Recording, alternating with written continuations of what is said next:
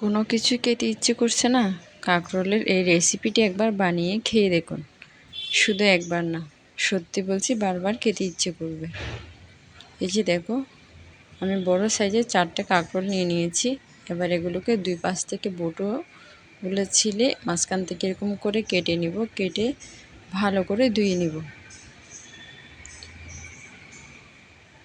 পানি দিয়ে আমি কষলিয়ে প্রায় অনেকবার ধুয়ে নিলাম। এবার একটা ফ্রাই প্যানে করে সিদ্ধ হতে বসিয়ে দিলাম। এবার আমার কাঁকরোলগুলো সিদ্ধ হয়ে আসছে। আমি এখন পানি সরাই নেব। একটা জালের মধ্যে আমি এটাকে নিয়ে নিয়েছি। ঠান্ডা হওয়া পর্যন্ত অপেক্ষা করব। এবার আমার কাঁকরোলগুলো ঠান্ডা হয়ে আসছে। এবার একটা চামচের সাহায্যে ভিতরের যে বিচিটা আছে সেটা আমি আলাদা করে তুলে নেব। আমি ঠিক যেভাবে তুলে নিচ্ছি ঠিক সেভাবে তুলে নেবেন। এই যে দেখুন, আমি একটা তুলে নিয়েছি। আমি আরও একটা দেখিয়ে দিচ্ছি।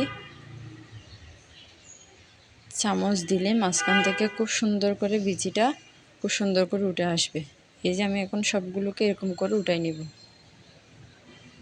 এবার দেখো, সবগুলো বিচি আমি উঠাই নিয়েছি। এবার হচ্ছে এখানে পেঁয়াজ কুচি, বেশ কিছুটা কাঁচামরিচ আর হচ্ছে সরিষা বাটা। প্রধান হচ্ছে সরিষা বাটা। সরিষা বাটার ফ্লেভারটা এতটা হয় যে গরম ভাতের সাথে খুব সুন্দর আসে। তো যাই হোক, এখানে আমি কী দিচ্ছি দেখুন, স্বাদ মতো লবণ দিয়ে দিলাম। দিয়ে ভালো করে মিক্স করে নিলাম। এই যে এই একটা পেস্ট বানাতে হবে, সেখানে দিয়েছি চালের গুঁড়ো, বেসন, স্বাদ মতো লবণ, কালার জন্য 1 চিমটি হলুদের গুঁড়ো দিয়ে ভালো করে উপকরণগুলো মিশিয়ে নিলাম।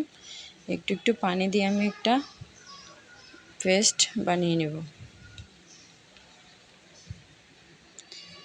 তো আমার পেস্টটাও রেডি হয়ে গেছে। এবার আমি যেই কাঁকরোলের ফুল বানালাম সেটা আমি এভাবে একদম হাতের সাহায্যে এরকম করে করে সবগুলোতে দিয়ে দিচ্ছি।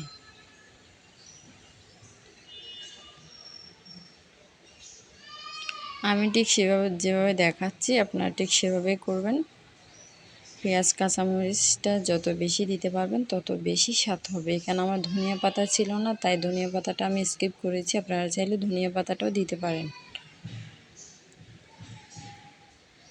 এবার আমার সবগুলো ফুল রেডি হয়ে গিয়েছে।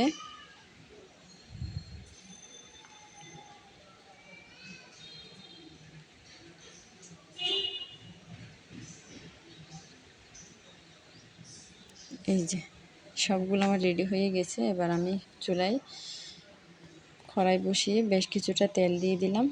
এরপরে যে পেস্টটা বানিয়ে রেখেছি সেটার মধ্যে 2টা দিয়ে দিলাম। উপর থেকে লেফটন দেওয়ার জন্য আমি মূলত এই পেস্টটা বানানো।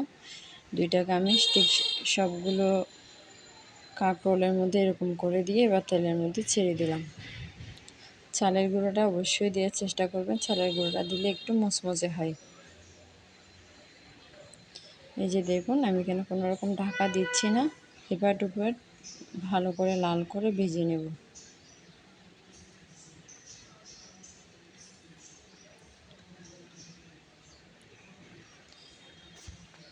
যেহেতু কাঁকরোলটা সিদ্ধ, তাই অনেকক্ষণ পর্যন্ত সিদ্ধ করতে হবে না। আপনারা মুচমুচে খেতে চাইলে একটু লাল করে ভাজবেন, যাতে করে দেখতেও সুন্দর লাগবে, খেতেও খুব দারুণ লাগবে।